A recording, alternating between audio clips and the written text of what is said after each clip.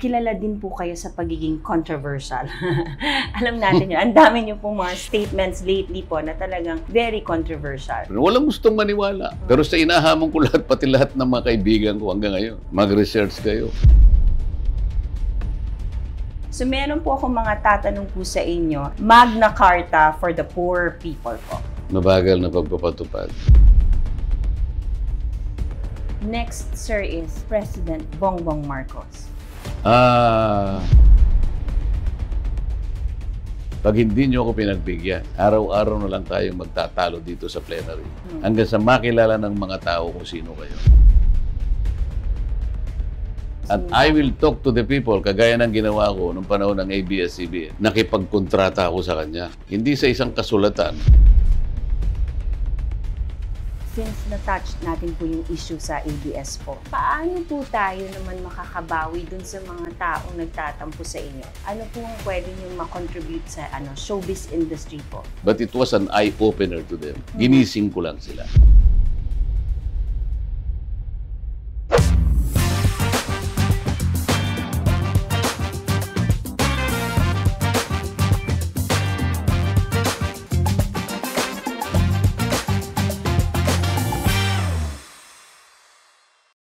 Mula po sa pagiging isang magaling na abogado, naging former Deputy Speaker ng 18th Congress at ngayon ay talagang proud member ng Iglesia ni Cristo. At syempre po, isa po sa bet natin na senators for 2025 national elections po. At syempre po, ang lamig-lamig na kamay ko. Last year ko pa po siya inaabangan. Finally po, nag-guest ko na po siya sa YouTube channel ko, Sir Rodante Marcoleta. Hi, sir! Hi po. Welcome to my YouTube channel po at salamat po sa pag-guest po. Ako ang magpapasalamat sa iyo, Miss Aiko, sapagkat baka hindi mo alam. Matagal na rin kitang kilala sapagkat meron akong napanood sa yung isang pelikula na hanggang ngayon natatandaan ko pa kung paano mo ginanap ang papel mo. Ay, talaga po, sir. Oh, I'm really flattered po. Ako naman, sir, every time na lumalabas ka sa TV, talagang pinapanood kita. And kung naalala nyo, nag-FaceTime pa, request ko talaga kay Jay. Sabi ko, gusto ko siya talagang makita. Last year pa po kita inaabangan talaga. Kasi akala ko binobola ako ni Jeffrey. Nung lumapit siya sa akin, sabi niya, Kong, minsan gusto ko na magselos sa'yo kung hindi lang mas matanda ka sa akin ng di hamak. Sabi ba naman sa akin? Bakit naman? Kasi si Aiko talagang, parang nakikita ko hanggang-hanga siya sa'yo. Tapos sabi niya, gusto mo makausap siya. Hindi ko naman, akala ko binibiro niya ako. Hanggang sa dumating yung point na ginano niya. Nakita nga kita. Di ba ang gunang nga, hi Aiko. Opo. Kaya lang may napansin ako sa'yo.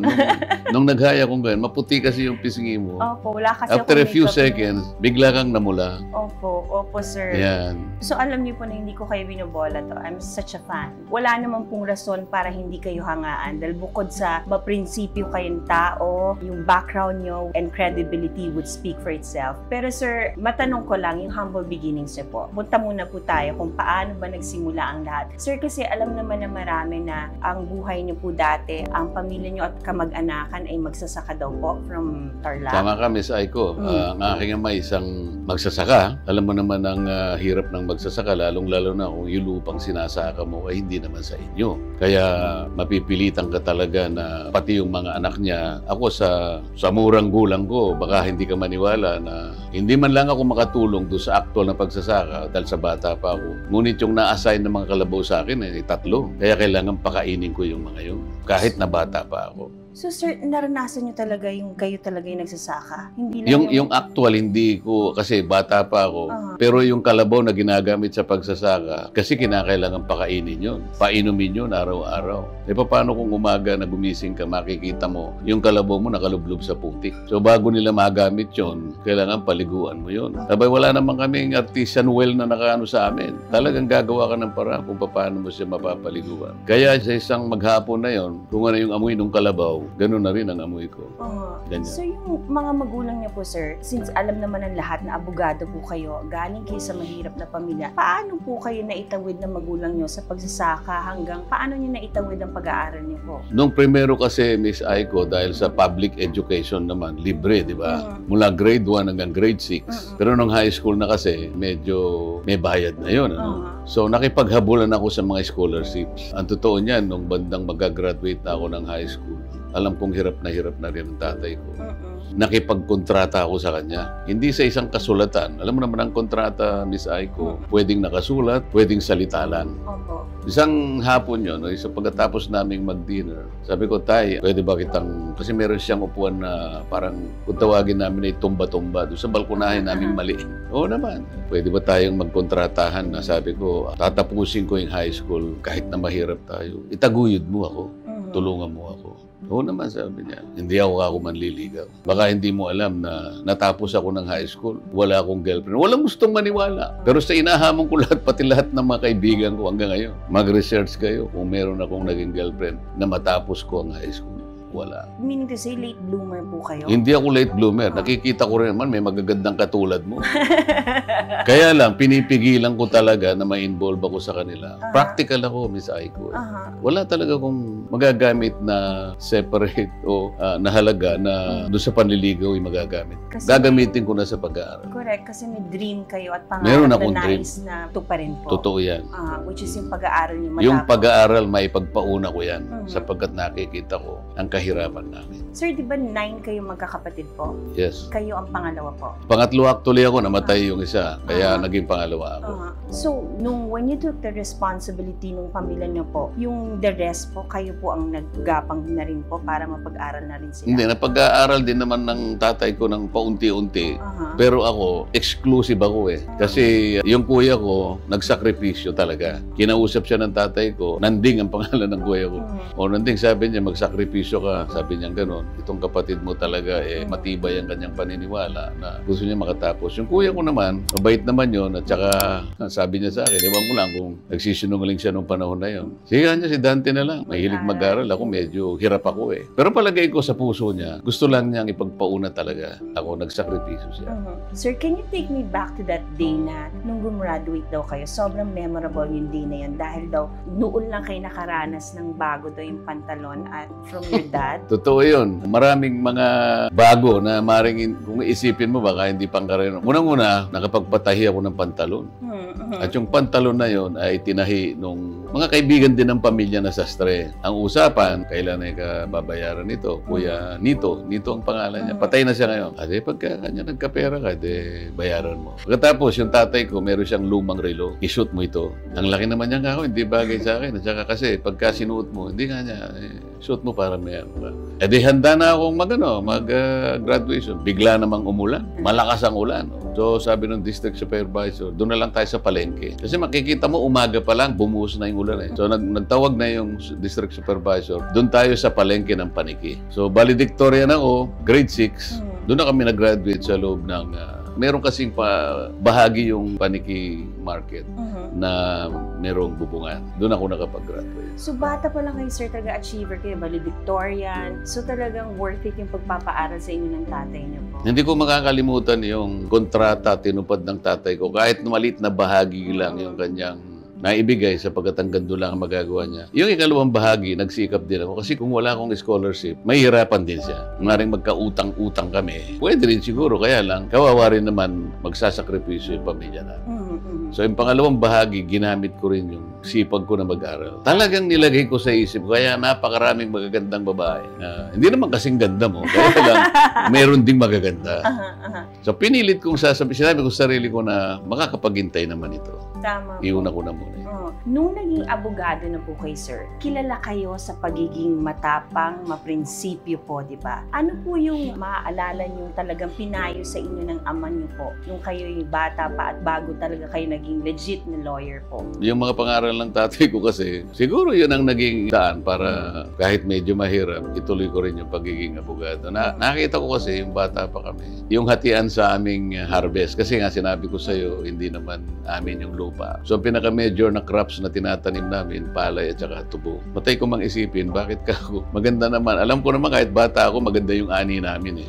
Bakit pagka kwentahan na, nakikita ko pagka umuwi ang tatay ko, parang break-even lang. So nakikita ko doon, hindi parehas yung paghahati. So sabi ko sa tatay, pwede ba tayong mag-question? Pwede ba natin?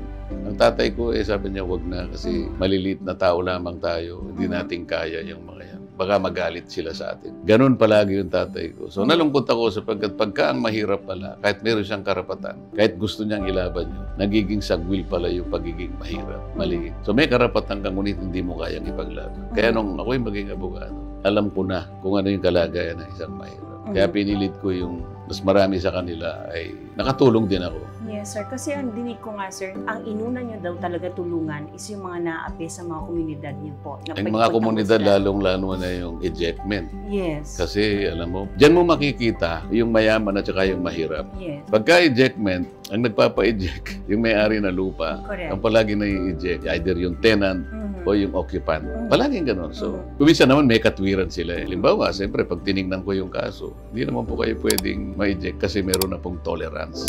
So may mga period na hindi na pwedeng inject. So nilalabang ko. Primero, pamilya, ano na community. Pero hirap na rin ako. Kaya nag-suggest sila na, Attorney, baka gusto mong makarating ka sa Kongreso sa magitan ng bagong batas. Mga kaibigan ko rin ang nagsabi, binasa namin, mukhang po pwede. Doon nagsimula ang pagpasok ko sa Congress. And then tuloy-tuloy na po yung pagpasok nyo sa public service po. And doon kayo nakilala talaga sa isang pagiging matapang, maprinsipyo po. Till this day when you say, Marcoleta, matapang yan, maprinsipyo yan, hindi nabibilihan. Tama po. Siguro, nakita nila yung tapang, yung pinipilit ko kasi kung ano yung katwiran, Miss Aiko. Ayun kasi nakita ko sa tatay ko. Maging parehas ka lang, sabi niya gano'n. Huwag kang palalamang, huwag kang manlalamang. Dapat parehas ka. Magkaroon ka ng pagkakataon, makatulong ka sa ating mga kababayang mahihirap. Gumawa ka ng paraan. Tama po, tama po. Sir, kilala din po kayo sa pagiging controversial. Alam natin yun. Ang dami niyo po mga statements lately po na talagang very controversial. So, meron po akong mga tatanong po sa inyo. Yes, and kung meron po kayong mga one word, kung kaya niyo po one word, di mas maganda po. Pero kung gusto niyo po i-expound yun, sige po. Unang-una po, Magna Carta for the poor people po. Mabagal na pagpapatupad. 15 taon na ang aking ginugol dyan. Ngunit hanggang ngayon ay hindi naipatutupad dahil lamang sa IRR na ayaw gawin ng mga ahensya na silang natutukan para simulan ng IRR. Kaya ako nalulungkot. Mabagal, nakakalungkot, nakaka-frustrate. 1,000 pesos budget ng Commission on Human Rights. Nakakabigla. Kasi kaya ko ginawa yun para buksan ang isip ng Human Rights Commission. Sinabi ko sa kanila, wala kayong kikilingan. Ang sinasabi nyo kasi, ang tinitingnan nyo lang na human rights violations, yun yung nagagawa ng polis na sundalo o sino mang state workers. Hindi ganun ang sinasabi ng saligang batas. So sa dami ng pagtatanong ko, hindi nila sinasagot. Sabi ko, malinaw po sa ating saligang batas. Nakalagay po, any form of human rights violations. Ibig sabihin, kahit na private individual, makakagawa ng human rights violation. Katulad ng NPA, sabi ko. Katulad ng Maute Group, katulad ng mga Abu Sayyaf. These are private armies. They are not state workers. Bakit pagka silang nakakagawa ng paglabag? Napakarami. Hindi lang naman kako krimen ang nagagawa nila. Political and civil rights. Kamukha ako ng Maute Group nung sakupin nila yung Marawi City. Ilang kako ay nawalan ng trabaho doon? Ilang bata ang hindi nakapag-aral? Ilang babae yung nililigawan hindi na nakuhang magpakasal kasi nga nagkagulo? Lahat ito ay human rights violations. Bakit hindi nyo tinitingnan? Pinipilit nila, Miss Aiko, na hindi nila trabaho yun. Ganon, sabi ko. Pati ka ako yung Constitution, hindi nyo nakikita. Any form of human rights violation, regardless kung sino yung nakagawa. So sabi ko, Mr. Speaker, kung ganito yung pangangatwiran nila, I move to assign them a 1 peso budget. But it was an eye-opener to them. Ginising ko lang sila. Yan ang nangyari. Next, sir, is President Bongbong Marcos. Next question. Okay po. Vice President Sara Duterte. Matapang. Okay. Sir, sa tingin niyo, sa gulo po ng landscape po ng politika natin ngayon, may pag-asa pa po ba ang bayan natin na umangat at magising tayo isang umaga na umayos kahit papaano? Meron naman, pero kagaya nung aming ipinaglalaban, mag-umpisa tayo na nagkakaisang bansa. Yan naman ang aming pangarap noon. Alam mo, nung unity ako, kasama ako, Pangulong Marcos. Talagang ang aming gustong mangyari, ipaglaban natin ang pagkakaisa. Walang bansa sa daigdig na nagtagumpay ng walang pagkakaisa. Sa tingin niyo po, may pagkakataon pa para magkaisa po tayong lahat sa gulo ng nangyayari ngayon po? Ako, gusto kong sabihin na meron pa tayong magagawa at meron pa tayong pag-asa na gawin yun. Magtulungan lamang tayo na maghalal ng mga taong silang magsisimula, magtutulong-tulong. Tulungan ng administrasyon na ito para sa ganun makamit natin yung pagkakaisa at kapag nangyari yun, marami tayong magagawa. Mabuti para sa ating bansa. Sir, kung sakali, alam ko naman darating tayo sa Senado. On your first day po, anong unang gagawin niyo po sa Senado? Pipilitin kong ipakiusap kung sino man ang magiging leader ng Senado na ibigay sana sa akin yung Blue Ribbon Committee.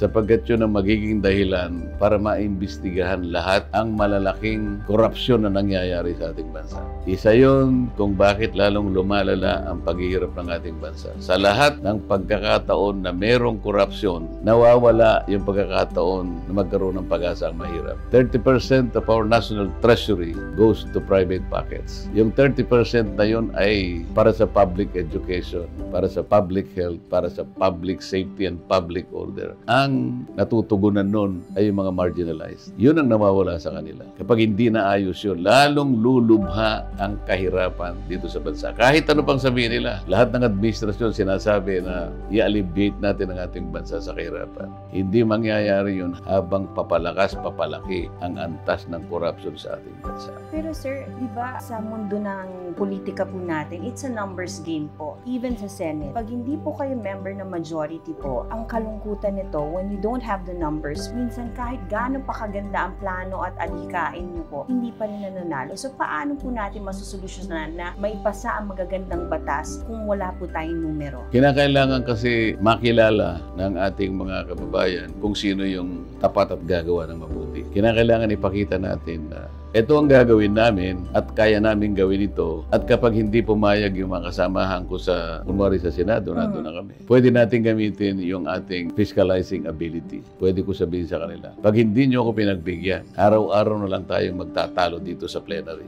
Hanggang sa makilala ng mga tao kung sino kayo. At I will talk to the people, kagaya ng ginawa ko nung panahon ng ABS-CBN. Nung una, kahit ako, hindi ko akalain na magagawa namin yung dapat namin gawin. Proteksyonan ang ating mamamayan laban doon sa paglabag ng ABS-CBN. Unang-una, ang sinabi sa ABS-CBN, free to air ang franchise mo, libre. At ikaw naman ay suportado ng napakaraming advertisement. Alam ko naman ang kinikita ninyo. Bilyon-bilyon ang kinikita nyo sa advertisement. Ba't kinakailangan pa ninyong magbenta ng black box sa ating mga manonood? Kabawal-bawalan po yun. Nilaban ko yun. Kahit alam kong siyang pinakamalaking network, wala kahit isang senador na tumulong sa akin. Gagawin ko rin yung patakaran na yun. Kung kinakailangan kong i-explain, ipaliwanag sa ating mamamayan, kayo na po kako ang tumulong sa akin. Kung gaano ginawa natin noon, ngayon po ay ang makasama ko, 24 lang kami. Palagay ko may pag-asa, Miss Aiko. Bakit ka ako? 24 lang ang kakalabanan. 23. Dito sa House of Representatives, maging 300 ang kalaban ko dito, kakarampot lang sila. Palagay ko kayang-kaya namin pag-usapan. Lalo na kung masasabi ko sa kanila, it's high time na huwag na tayo mag-away-away. Alam natin ang direksyon. Alam natin ang problema ng bansa. Kinakailangan magkaisa tayo. Sir, since na-touch natin po yung issue sa ABS po, syempre may mga artista pong nagtampo sa inyo and kahit pa paano po, gusto nilang malaman, paano po tayo naman makakabawi dun sa mga taong nagtatampo sa inyo? If elected po, ano po ang pwede niyong makontribute sa showbiz industry po? Alam ko may nagtampo sa akin sapagkat yung pagtatampo na yon nakabatay doon sa hindi nila pagkaunawa ng mga dahilan. Ang isang example niyan ay nung magpunta ako ng Samar, nagtapat sa akin yung isang tao na nag-contribute niya kan sasakyan para lamang makatawid ako mula doon sa isang munisipyo hanggang Katbalogan. Habang kami naglalakbay, namin niya sa akin, Sir, masakit po ang loob ko sa inyo nung umpisa sapagkat naisara po ang ABS-CBN.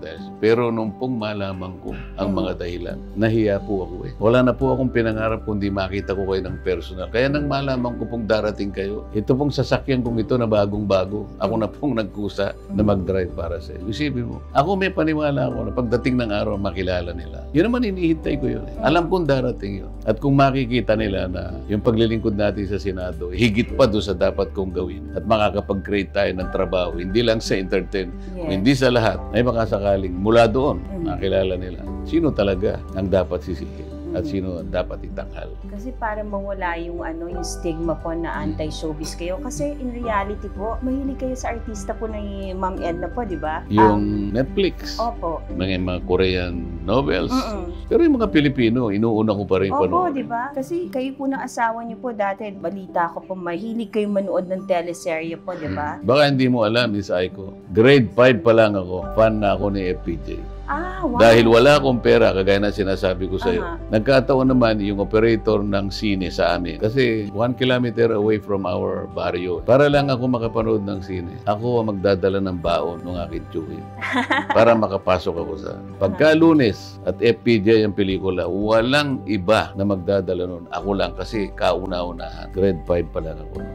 Wow. Ganon ako kasugid na bilang isang fan. Iyon siguro ang isa pang dahilan kung bakit hindi ako nakapanligaw. Alam mo ba yung mga pelikula? I-analyze mo yung mga, lalo na yung mga unang-unang pelikula ni FPJ. Pagka mag-e-end na yun yayakapin lang niya yung kanyang leading lady. Sasakyan na siya sa kabayo. Iiwanan niya yung bahay. So para sa akin noon, hindi siya yung interest talaga. Si FPJ, ang interest niya, tulungan ng komunidad. Tama po. Tama. Ganon. So nakita kong parte ng buhay ko. Kaya siguro na-influensya din ako doon. So talaga si The King is a The King. big influence in your life. Napakalaki ng influencer. Kaya masasabi ko, una wala akong pera, pangalawa si FPJ, kaya doon napunta yung kalagayan ko. Kung ang pag-uusapan, bakit ako walang naging girlfriend hanggang sa matapos ako ng high school. Sir, doon naman sa mga nagtatanong, syempre po, kayo po ay proud member ng mga kapatid, Iglesia ni Cristo po. Sasabihin nila, hindi ba kayo magpapabor po sa mga INC? Paano naman ang Katoliko? Explain natin mabuti po na pagka kayo po ay na-elect sa Senado po, walang may iwan na sektor po, di ba? Kasi yung mga critics niyo po, yun po ang kino-question po sa inyo ngayon.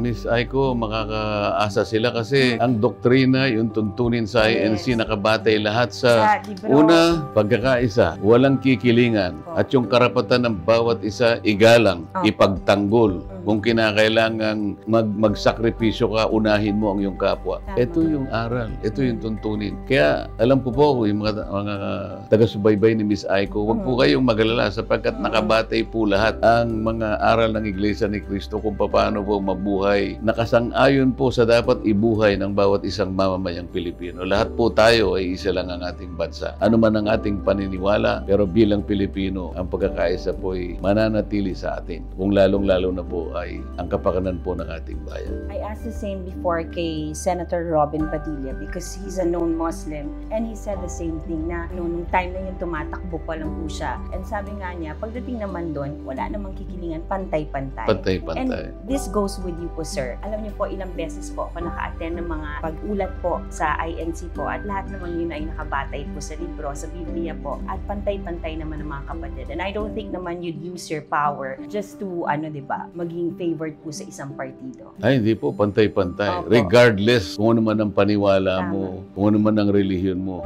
nakabatay po sa lahat sa tuntunin, sa katwiran, ang pagsasakatuparan po, pag-implement ng batas, pare-pareho po yan. Hindi po kasali ang paniniwala. Habang Pilipino ka, Correct. may karapatan kang paglingkuran. Palagi pong ganun ang batayan. Sir, question.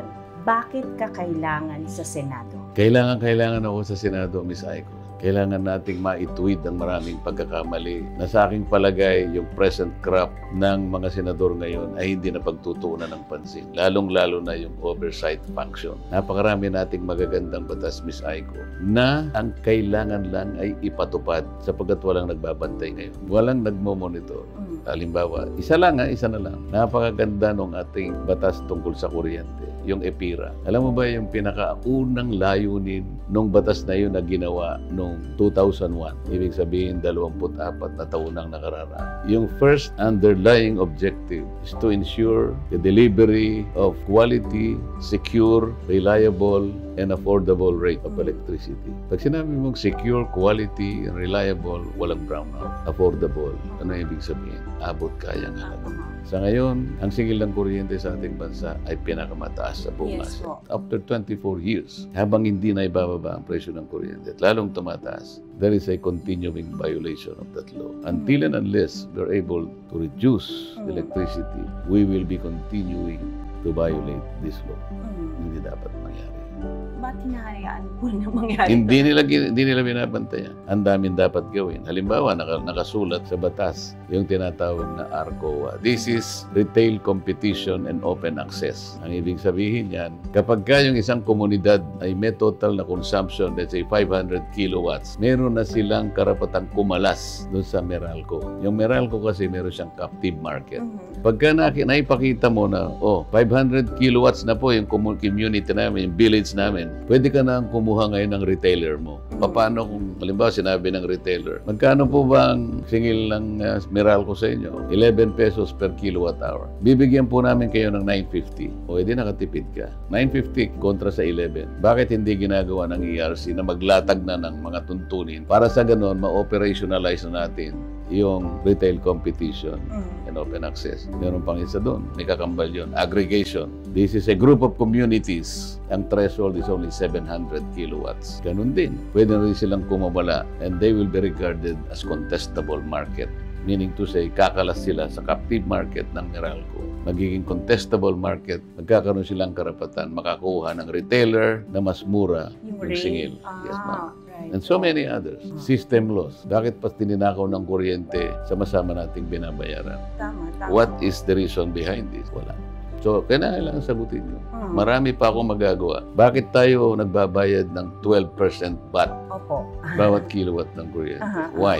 Kailangan sagutin niya ng gobyerno. Hinalaban natin yun. Bakit ang Vietnam hindi yan? Ba't ang Malaysia walang ganyan? Sinasubsidize pa nga nila eh. Kaya mura yung kuryente dito sa ating bansa. Nagkakabalubaluktot na lahat ang likod ng ating mga kababayan sa kababayad ng kuryente. Ang resulta, mataas ang production cost, walang gustong pumuntang manggagawa, mga kapitalista, mga negosyante, para silang magtayo ng maraming pabrika ng pagawa para lalong kumita ang ating mga kababayan. Saka sir, di ba dati ang Malaysia behind sa atin? Ngayon, ahead na po sila sa atin ngayon.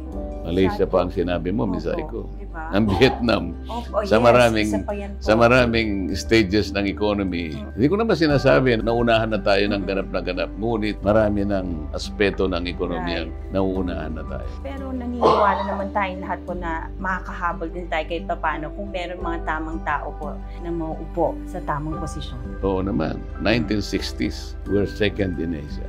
Bakit ngayon? Wala na tayo doon sa original na members ng ASEAN na nakagraduate na doon sa tinatawag nilang high middle income status. Nandito pa rin tayo sa low middle income status. Why? Original tayong member ng ASEAN. Tayo na lang na hindi nakapunta doon. Why? Dami ng corruption sa ating We need to address that. Sir, kung meron po tayong number 1 ngayon, number 1 po tayo sa traffic, no? We're the traffic capital of the world. Tayo ang pinakamataas ang kuryente, tayo ang pinakamabagal na internet, tayo ang pinakamagandang airport. Opo. Open and close quotation. Sinong negosyante ang pupunta rito? Napakalaki ng magagawa ng foreign direct investments. Vietnam, Malaysia, Cambodia, Thailand, they have enjoyed the benefits of foreign direct investments. Tayo, kung ikukumpara mo sa kanila, kulelat tayo. Sir, I sincerely pray that you get a seat in the Senate. Nako, salamat We sa'yo. need people like you who's honest and God-fearing. I know it sounds cliche na paulit-ulit natin sinasabi na pag may nangangampanyang politiko, naniniwala sila sa Panginoon, and yet when they're there seated, gumagawa na ng kung ano-anong kalokohan po. But you're living testimony that you're elected, you've been there in Congress. Pero nakita naman ang example po, sir, na you live by example po, sir. So sana po, sir, one of these days po, makita ka po namin, and huwag niyo pong kalimutan itong araw na ito na napag-usapan po natin, ipaglaban niyo po yung mga maralitang umaasa po sa inyo. Sana magdilang anghel ka. Hindi ka lang mukhang anghel. Ngunit hindi ko kakalimutan ang araw nito sapagkat mula sa iyo, inaasam mo na makarating ako doon. Para sa ganoon, pinapangarap nating pagkakaisa at malusutan natin lahat ang problema ng ating bansa. Opo. Sama-sama tayo para magapi ang kahirapan. Yun po ang kailangan natin. Huwag kayong mawalan ng pag-asa. Huwag kayong mawalan ng pag-asa. Darating po tayo dyan. Basta tulungan nyo lamang po kami na yung pangarap ni Miss Aiko ay magkaroon ng katuparan. Nagsimula na po sa araw na ito ang kanyang pangarap, wag na po tayong bibitaw. Tama. Maraming salamat, Miss Sir, Aiko. thank you so much. At bago po tayo maghiwalay, just for today, may regalo po kami sa iyo. Simpleng regalo po lang po, sir. Sana maibigan niyo po. At sana po ay talagang naging popular po kayo sa regalong ito. Huwag na po kayo mga agaw po ng hopya. Kasi binigyan na namin po kayo ng hopya, sir. Para baunin niyo po. Dahil alam ko pong magiging busy po ang kampanya niyo sa buong Pilipinas po. Sir, ito po Nako, ang hopya po. napakabait mo Yes. naman, Miss Aiko. Ladies and Salamat gentlemen, po. Sir Rodante Marcoleta!